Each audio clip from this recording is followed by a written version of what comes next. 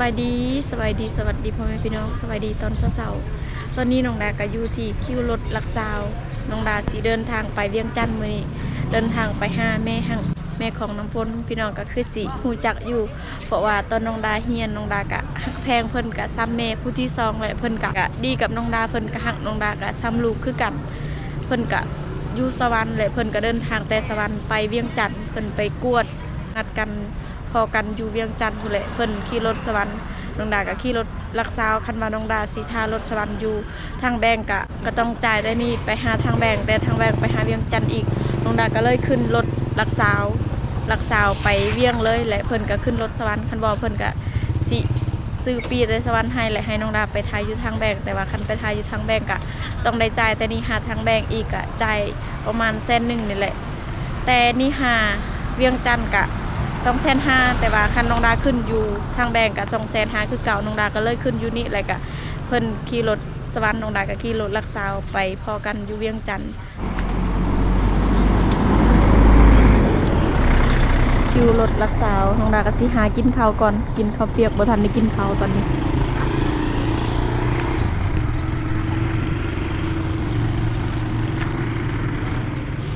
น้องดาก็ซื้อปีรถแล้วค่ารถแม่น250,000 กีบรถออก9 โมง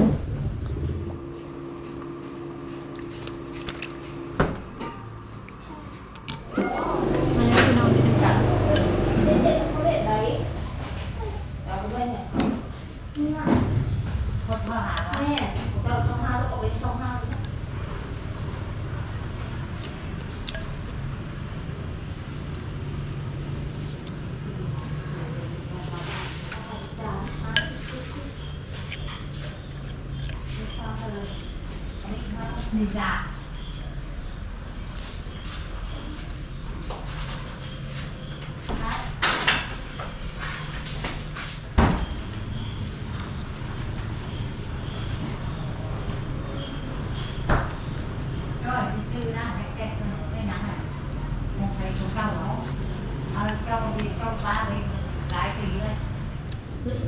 ตอนนี้กินอิ่มแล้วกินบะเบิดซ้ำ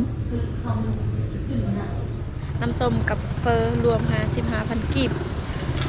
ตอนนี้มีแต่ทารถออกแล้วจังไปตอนนี้ก็8 โมงกายแล้วรถออก9 โมงอยากนอนกินยาต้านหักแล้วอยากนอน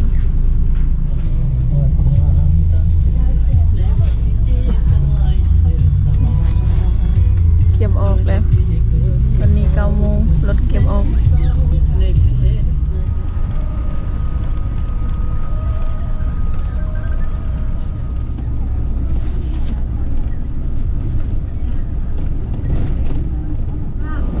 สลีงามแห่ง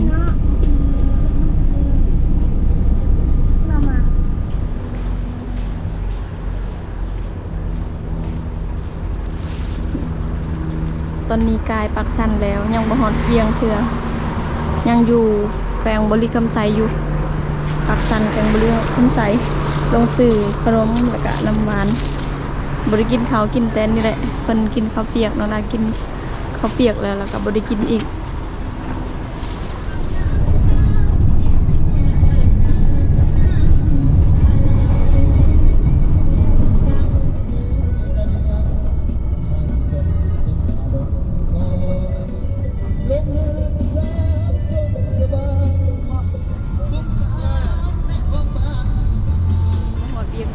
สภาพ น้องนานอนเนี่ยเพราะว่าน้องนาเป็นคนเมารถเวลาขี่รถแล้วก็กินยาแล้วก็ยังนอนแม่เพิ่นยังมาบ่ฮอดน้องดำมาฮอดก่อนเพราะว่าสวรรค์มาเวียงจันทน์ก็ไกลกว่าลักซาวหาเวียงจันทน์แต่ลักซาวมาพี่ก็ได้ประมาณ300กว่านี่แหละกันกว่าก็น้อยนึง300กว่าหลักนี่แหละแต่ลักซาวมาหาเวียงจันทน์ประมาณนี่แหละรถเพิ่นก็จอดหลายบอนแน่แหละก็เพิ่นบกขับไว้มันก็เลยนานฮอดน้องดาสินั่งทาแม่เพิ่นอยู่นี่แหละสถานีขนส่งโดยสารทางไกลสายไตสายต่างประเทศนครหลวงเวียงจันทน์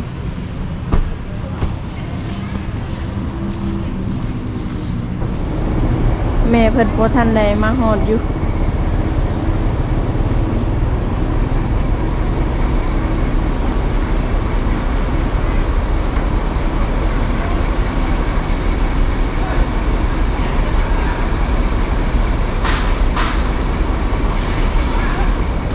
ตอนนี้แม่เพิ่นมาฮอดแล้วแต่บ่ฮู้ว่าเพิ่นทาอยู่ไสทาน้องดาอีกวันนี้น้องดาไปกินข้าว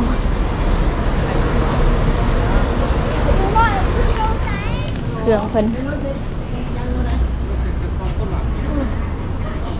มาสิไปพักเฮือนพี่น้องทางแม่นี่แหละพี่น้องแม่เพิ่น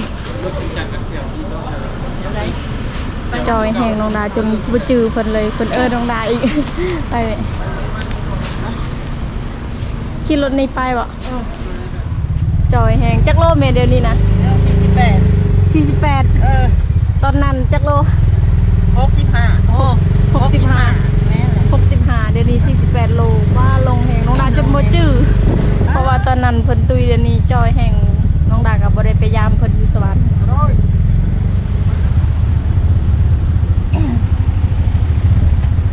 ไปทางรัก19บ่เป็นบ่ไปทางรัก19บ่ทางดูบางคนลงบางทุกทุกคนเลย เอาลงเนี่ยเดี๋ยว มาลงเลยนู่นเสร็จอยากยกมอมแดงนะนู่นนะทางไงเลยวะ แม่ทางง่ายดอก ไม่ดีเรื่องแสดงต้อง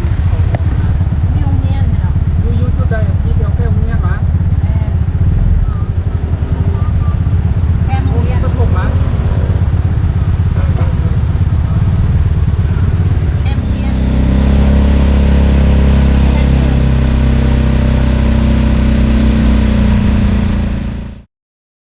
สบายดีสวัสดีพ่อแม่พี่น้องสบายดีตอนเช้า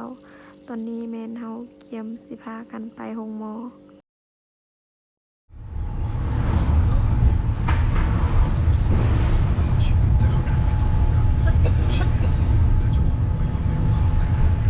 สบายดีแม่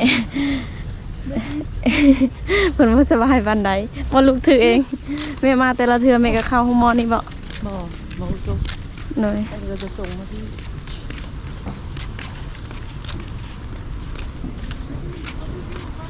รถเด้อนั่นน่ะ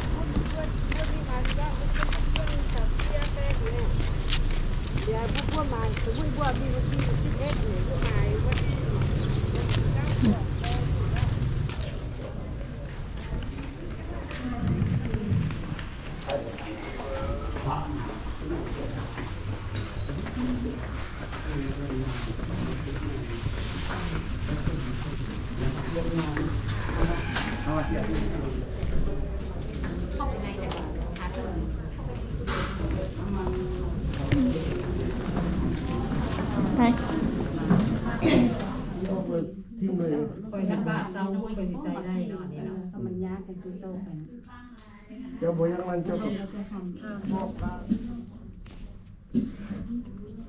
ปิ่นปัวพญานมาเฮงเพิ่นสิเอายาให้แม่อีกบ่ นี่ไอ้ ยาดีไอ พญานนี่เราบ่ได้ปัวเนาะเงินบ่พอ เมื่อนั้นเมาฝ่ายออกเป็นจะหมุนมาที่8 เดือน 3มันตีหมอผ่าตัดมือสิออกหมอนางอันนั้นมาเอาผ่าตัดออกเลย ใส่กินนี่ ไอจะดี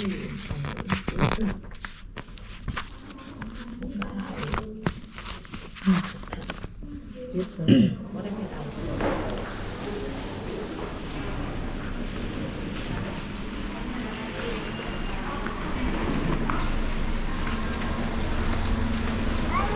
เมื่อบ่บัดนี้ตอนนี้เขาออกไปโรงหมอแล้ว ว่าสิใส่คีโมกะบ่ได้ใส่ซ้ำเงินบ่พอ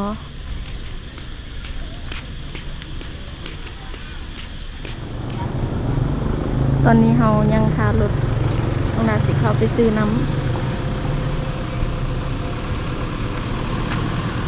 ทารถกอกๆนะครับ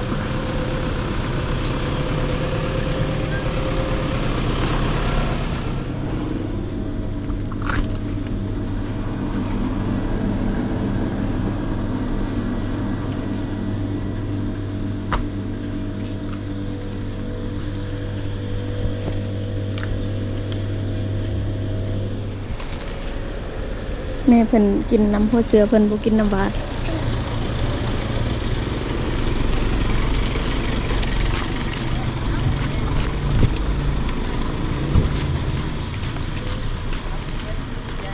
พาไปซื้อยาทางบ่มีเลยหมอเขานะ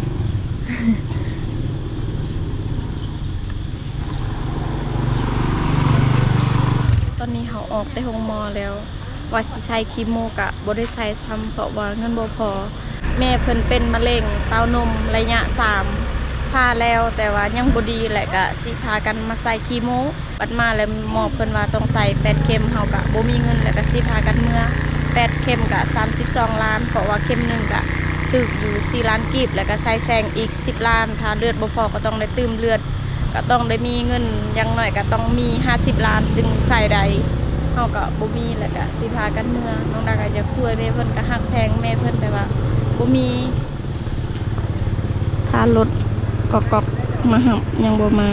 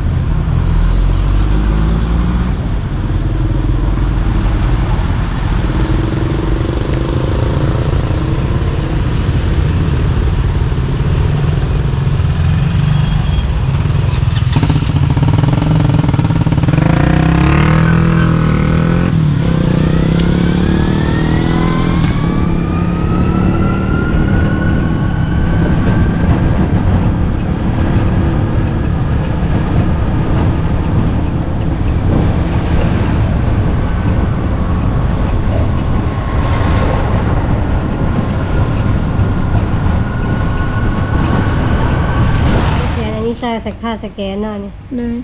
ตัวหนังสือก็งามๆค่าสแกนค่าใส่คีโมบ่บัดเนี่ย คีโมนะเข็มหนึ่ง4 ล้าน8เข็ม คีโมเข็มหนึ่ง เข็มหนึ่ง4 ล้าน 4 ล้าน 8เข็ม 1เข็ม อืม 4 ล้าน รวมทั้งหมดเพิ่นให้ใส่ 8เข็ม 8เข็มเนาะ เลย แบบสแกนอีกสแกนยังเขาอุโมงค์อุเมงน่ะ10 ล้าน สแกนอุโมงค์อีก10 ล้าน หรือว่ามันเป็นเท่าไหร่ อุ เงินมาใช้แบบ อุโมงค์สะองค์มองอุโมงค์10 ล้านว่ะป้า 10 ล้าน ตายห่าป้าโทษแล้วแม่นหยังอีกเลย มาชั่วโมงทำไปนี่ กินอยู่อะไรทำไมเนาะ โอ้ย บ่พอเติมเลือดเลยเนาะ เลือดอีกแต่เราพอแล้วก็ได้ใส่เลือด ต้องไปใช้เลือดอีก 46 ล้านมาใส่อันนี้ 49 49 ล้านมันนี่รวมกินอยู่มั่ง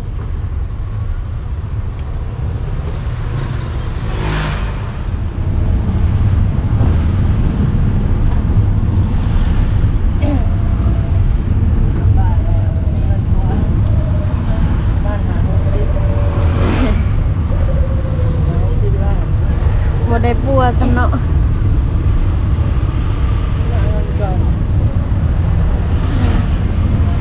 เงินบ่พอ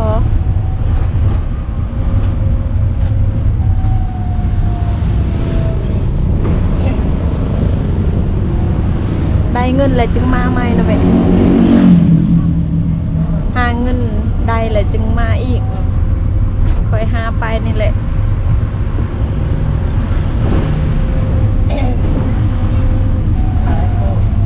น้อยแม่น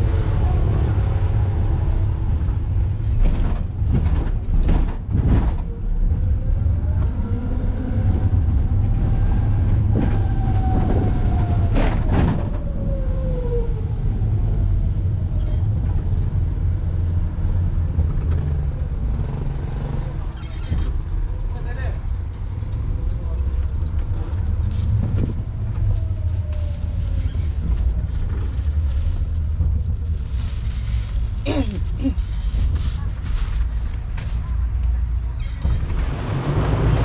เข้าไปซื้อปีรถดอก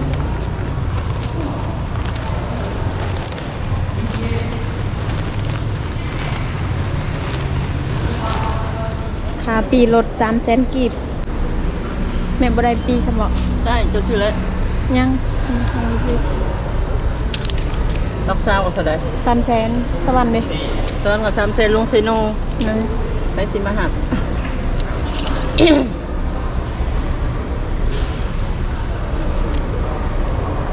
หนึ่งรถเนาะของเจ้า นั่น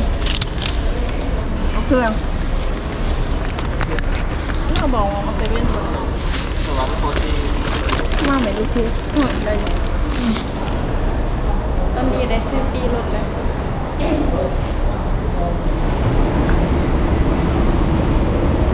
แม่ขึ้นรถเมื่อรักษาแม่ขึ้นรถเซฟ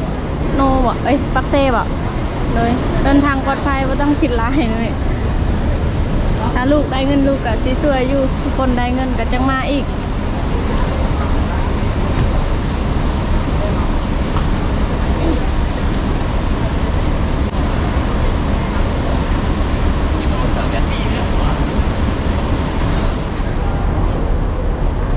รถรักษาออก6:30จังหน่อยรถบ่ทันได้ออกน้องนาก็มาทายอยู่คิวรถซื้อขจีเมื่อกินบ่ได้ซื้อหยังเงินก็เบิดแหละเอามาเวียงคิดว่าสิมาใส่คิโมสุดท้ายก็บ่ได้ใส่เพราะว่าเงินบ่พอ